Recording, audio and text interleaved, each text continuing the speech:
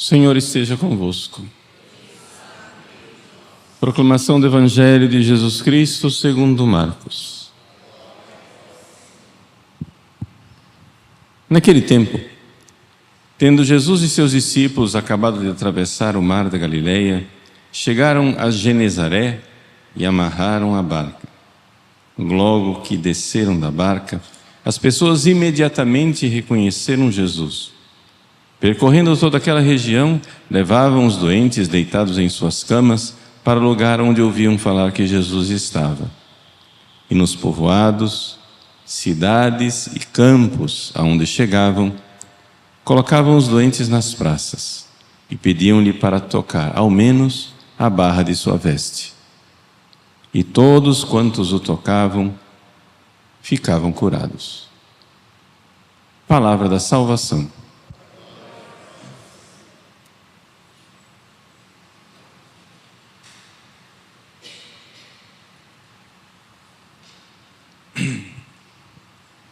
Meus queridos irmãos e irmãs, celebramos hoje a memória de Santa Escolástica, irmã de sangue de São Bento.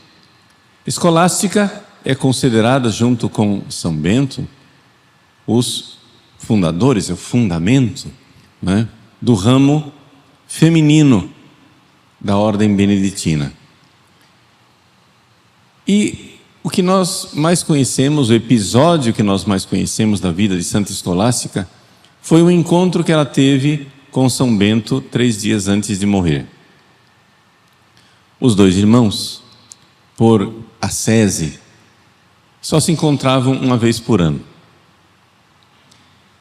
E, nesse tempo, Bento, que ia sempre acompanhado de outros monges, conforme a própria regra dele, passava um tempo em colóquio com ela e depois, seguindo a regra de São Bento, ele voltava para o seu mosteiro para dormir em casa. Era somente uma saída excepcional daquilo que era a vida monástica. E é interessante então que Santa Escolástica, talvez pressentindo, não sabemos, que a sua morte estava próxima, pediu ao seu irmão que não fosse embora.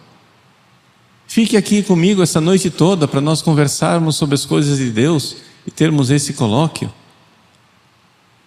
E Bento, regra é regra, tchau, fui. Santa Escolástica então rezou, armou-se uma grande tempestade e Bento não pôde sair. São Bento então olhou para a irmã e disse: mas o que é que você fez?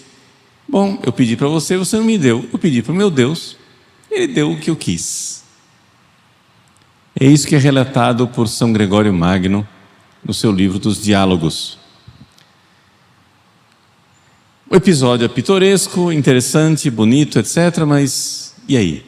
Bom, o que nós poderíamos tirar dessa realidade é uma característica importante para nós conhecermos a obra de São Bento e o quanto São Bento influenciou positivamente a civilização ocidental.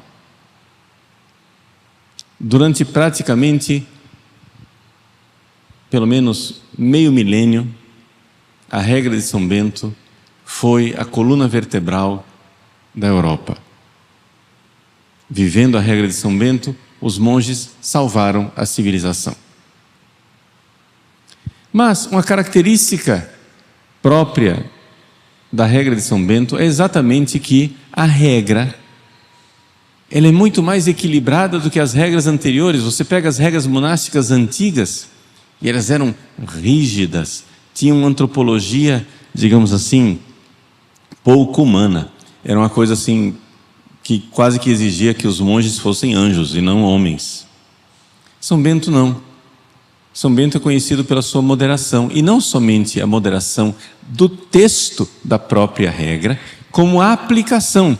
A aplicação da regra sempre, isso é uma profunda tradição beneditina, a aplicação da regra, ela é feita pelo abade. Por quê? Porque a regra, ela existe. Vou dizer uma frase que parece revolucionária, mas já já eu explico. Mas a regra existe para ser quebrada. Como assim, padre? Esse episódio de Santa Escolástica nos mostra que existe a regra, você tem que voltar para casa, é o horário, etc, etc. Santa Escolástica reza e Deus então quebra a regra. Não é? Vamos entender melhor isso daqui. Para entendermos melhor o espírito da regra de São Bento, eu peço permissão. Aguenta firme. Vai parecer estranho, mas aguenta firme. Eu vou falar de karatê. Deixa eu explicar. Para que você domine verdadeiramente o karatê e seja um mestre, você precisa passar por 3 fases: Shu, Ha, Ri. 3 sílabas, 3 palavras, 3 fases. Primeiro, Shu. Quer dizer o seguinte: você precisa obedecer às regras, precisa obedecer à forma. Se você quer ser um bom karateka, você precisa ter uma profunda submissão ao seu sensei. Não discute, obedece, faz. Ele é mais progredido, você é um idiota e não sabe nada. Cala a boca e obedece. Essa é a primeira fase. Então, na primeira fase, você precisa obedecer exatamente as regras, as formas. Em karatê, a gente tem um negócio chamado kata. O kata é uma série de movimentos, de golpes, numa luta, numa forma pré-fixada. A palavra kata quer dizer isso, é uma forma. Você faz aquela forma. Então, os movimentos são perfeitamente previstos. Inicialmente você aprende os movimentos de forma grosseira, depois você vai afinando aquilo, vai entendendo que existem os movimentos não somente das mãos e das pernas, mas tem também do quadril, a força, os músculos, etc. Eu não vou dar aula de karatê aqui. O que interessa aqui é uma complexidade. E você precisa passar muitos anos debaixo de Shu. Ou seja, a regra. Obedece, burro. Você é discípulo. Se submeta.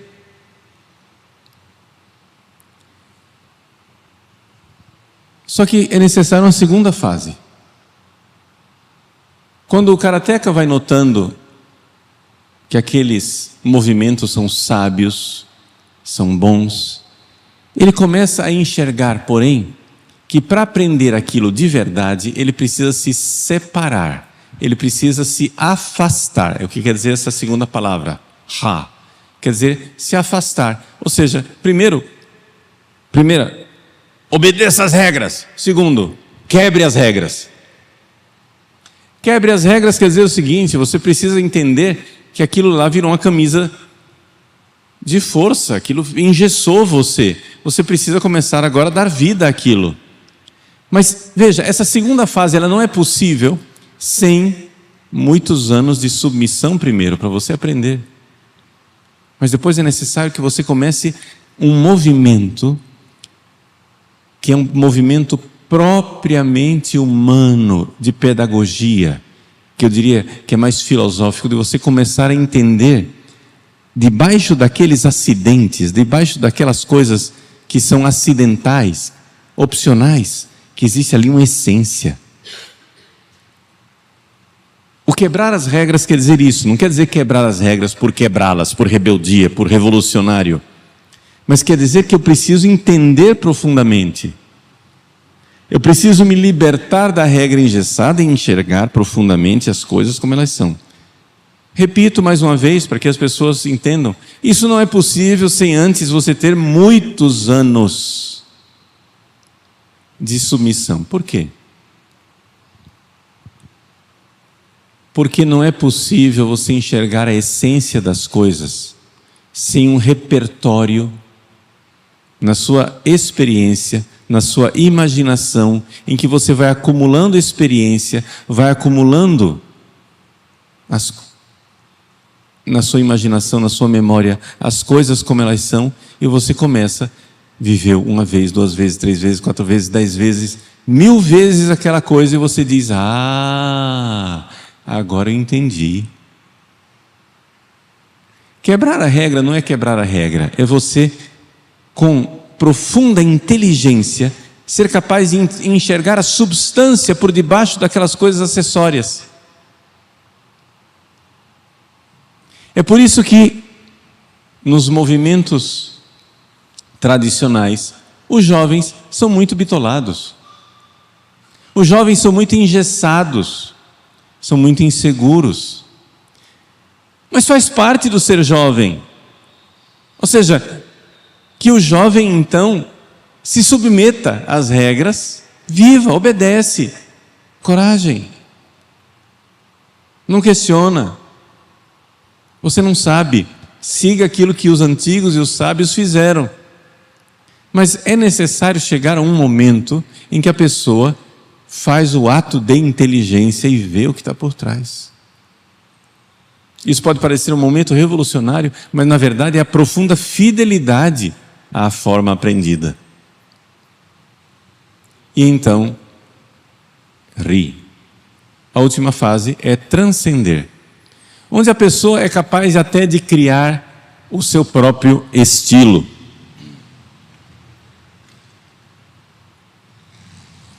Os grandes mestres de karatê,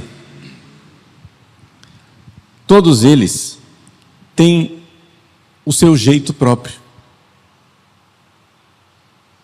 As pessoas costumam classificar como sendo uma escola.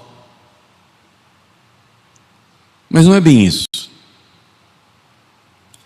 É o fato de que a pessoa transcendeu. Mas tudo isso estava baseado numa profunda raiz da tradição, onde a pessoa viu a essência da coisa e finalmente transcendeu.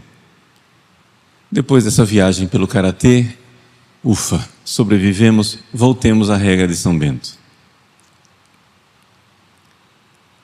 É importante nós católicos entendermos que foi assim que foi construída a grande civilização ocidental. Através do seguimento obediente, fiel, submisso a uma regra. Mas essa regra é aplicada pelo abade, que é uma pessoa que já transcendeu a regra.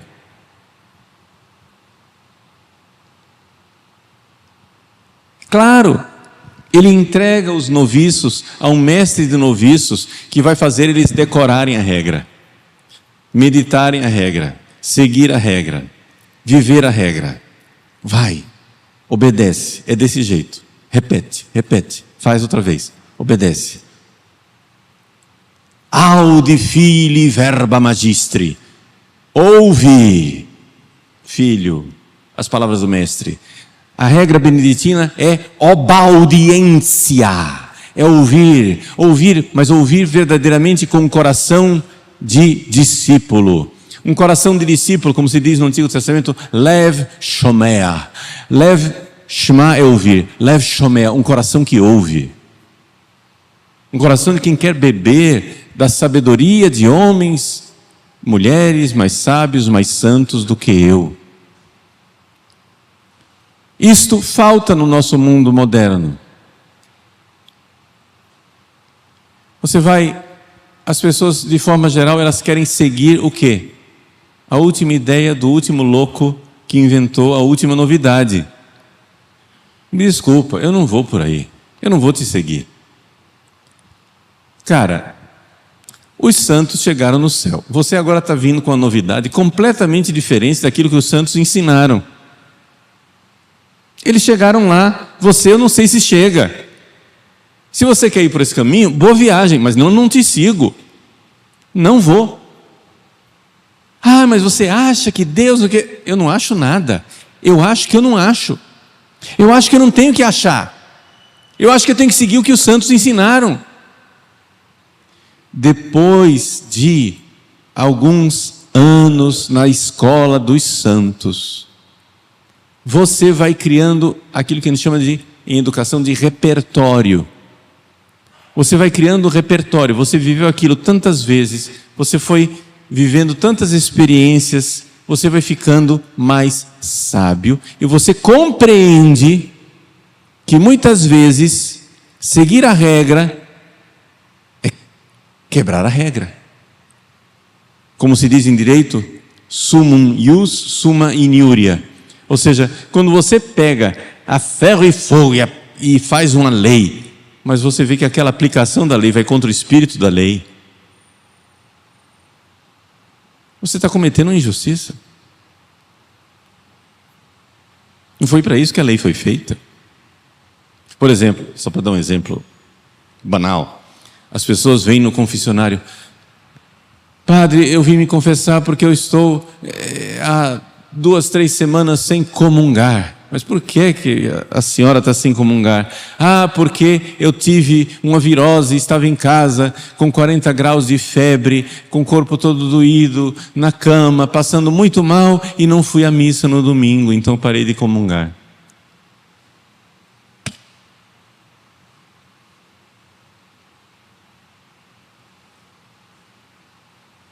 Você não entende que a lei não foi feita para isso?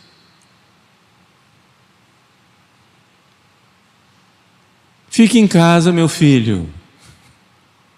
Você vai vir aqui na igreja para transmitir doença para os outros? Você vai fazer o quê? Não, mas um santo, um herói, não sei o que, etc e tal. Mas não é essa a regra da igreja. A lei da igreja não foi feita nesse espírito. Deus não está obrigando você a ir a uma missa nessas condições. Ah, mas um santo iria. Sim, um santo bem burro iria. Por quê? Porque no início da caminhada, as pessoas estão engessadas com regras. Atenção. Já que eu estou lidando com gente e não se deve supor a inteligência das pessoas, vamos abrir um parêntese para os burros. Existem regras que não têm exceção. Cometer adultério não tem exceção. Você vai pegar isso e fazer... Existem coisas que são intrinsecamente más. Isso não tem exceção. Matar um inocente não tem exceção. Ah, mas não pode ser tão rígido nas regras. Não é disso que eu estou falando. Eu não estou falando de leis divinas que não têm exceção e que condenam o que é intrinsecamente mal. O adultério é intrinsecamente mal e não tem exceção. Matar o inocente é intrinsecamente mal e não tem exceção. Deu para entender que não é disso que eu estou falando? Fecha parênteses, voltemos ao que eu estou explicando. Eu estou falando da regra de São Bento. A regra de São Bento é uma série de conselhos paternos, bondosos, de um santo que tem um caminho pedagógico e diz: meu filho, minha filha, siga isso daqui.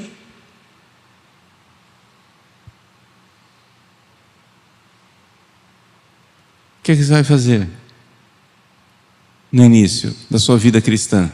Faz o que os santos fizeram. Vai e não questiona. Mas você vai chegar a um certo ponto da sua vivência que você vai ver que existem certas coisas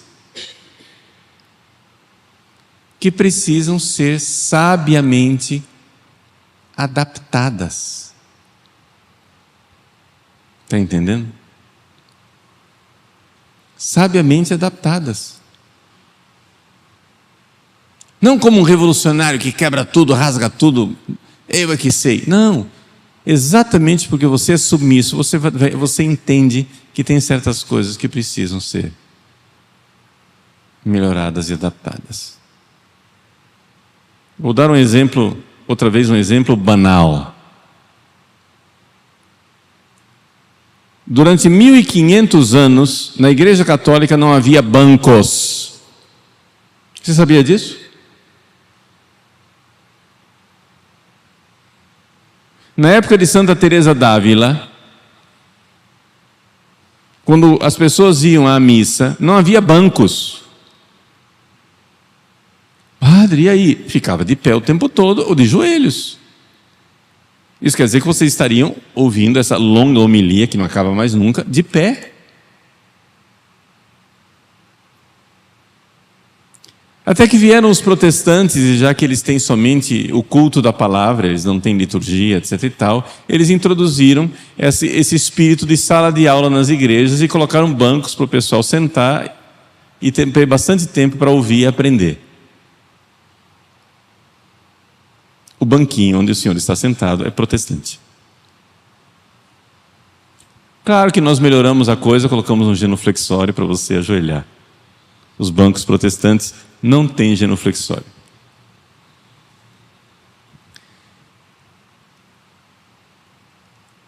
Mas se a ideia é protestante, padre, vamos fazer uma grande fogueira e queimar os bancos na praça. Não. A igreja viu que é uma boa ideia. Tem proveito, o ambiente fica mais ordenado. Por quê? Porque as pessoas, quando não tem bancos, as pessoas ficam dispersas pela igreja em pequenos grupos, etc. e tal. Isso, aquilo, não tinha corredores como a gente tem aqui. As coisas são todas um pouco mais espontâneas, meio caóticas, etc, etc. Mas, ao mesmo tempo, o ambiente de recolhimento é favorecido pelos bancos, porque ele coloca mais as pessoas em ordem. Enquanto nas igrejas antigas, com as naves laterais, as pessoas ficavam na nave central, seguindo a missa, etc. Mas nas naves laterais havia espaço e ambiente de também conversa paralela, etc. Coisas assim. Se mudou um pouco as coisas. Isso é revolucionário? Não. Só estou dando um exemplo banal para vocês entenderem que as coisas mudam. As coisas que são acidentais podem mudar por algo bom. Então, o fato de Santa Escolástica, nesse episódio pitoresco, fazer São Bento quebrar a sua própria regra, é exemplar, porque mostra a forma como a ordem beneditina, ao longo dos séculos, aplicou a regra de Bento. A regra de São Bento precisava ser obedecida claramente, com um grande espírito de humildade e de obediência.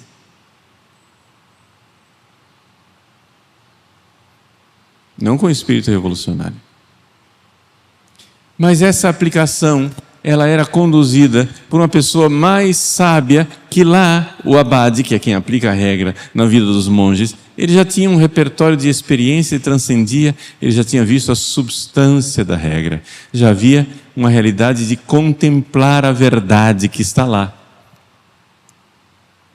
E por isso, essa vitalidade de uma vida de família. A vida de uma família, ela tem essa vitalidade bonita do mais velho que já transcendeu coisas que são engessadas, mas que é sempre chamado à obediência das pequenas coisas para dar bom exemplo aos que estão começando, porque senão o perigo é ele virar um velho desleixado, que já não obedece mais nada. Não precisa disso. Essa circularidade bonita de uma família, onde os mais experientes e os mais novos, onde existe regra, mas a regra para criar uma coisa mais importante do que a regra, que é a virtude. E aí você pode dizer, como diria Santo Agostinho, ama et fac quod vis. Ama e faz o que quiseres.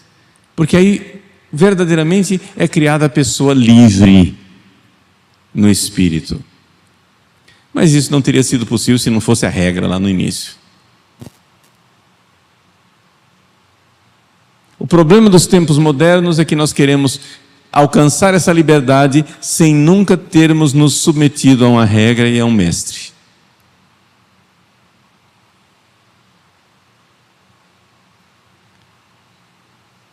E aí nós vemos as dificuldades da igreja. Ao invés de termos essa circularidade bonita da família, nós temos polarização de grupos radicais. O pessoal da revolução, que sai queimando as coisas e destruindo tudo aquilo que é antigo, belo, bom, bonito e verdadeiro, porque nós somos livres. E sai queimando tudo. E uma reação justa. Uma reação justa diz: pera lá, não vai jogar isso fora não. Isso aqui é bom, isso santificou as pessoas durante os séculos. Como que você vai fazer isso? Que tende a ser polarizada do outro lado, numa certa rigidez, num certo rigorismo. Faz parte da doença do que nós estamos vivendo atualmente. A igreja está polarizada. A igreja está polarizada por revolucionários que querem queimar tudo e por reacionários que dizem: aqui não. Você é louco, eu vou reagir contra você. Você não vai destruir o que é precioso, não. Esse ambiente de polarização, ele não é o ambiente bonito de família que deveria existir. Onde existe a justa, boa e verdadeira valorização das regras, da tradição. Sempre se fez assim. Não vamos inventar um caminho. Os santos fizeram e aconselharam assim. Vamos seguir o caminho dos santos. E ao mesmo tempo, aquela justa liberdade de quem, tendo vivido uma experiência, sabe que a essência do que o santo queria pode ser maculada quando a gente se apega a acidentes. E às vezes é necessário adaptar, não é? Aquilo que é adaptável. Não o essencial, não o que não é negociável. Não estou advogando aqui a adaptação, novamente, repito, insisto, adaptar aquilo que não é adaptável. Existem leis que são inegociáveis. Mas é necessário nós termos coisas adaptáveis. Então, busquemos essa sabedoria. São Bento, Santa Escolástica nos ensinam. É um projeto educacional, um projeto de vida. Pode ser que para você que está ouvindo isso pela primeira vez, isso não faça nenhum sentido. Guarda essa informação. Daqui a uns anos, vai seguindo as regras, vai seguindo as tradições. Daqui a alguns anos, isso vai fazer um total sentido para você. E você vai ver como nós podemos ser muito livres, seguindo as regras e as tradições da igreja.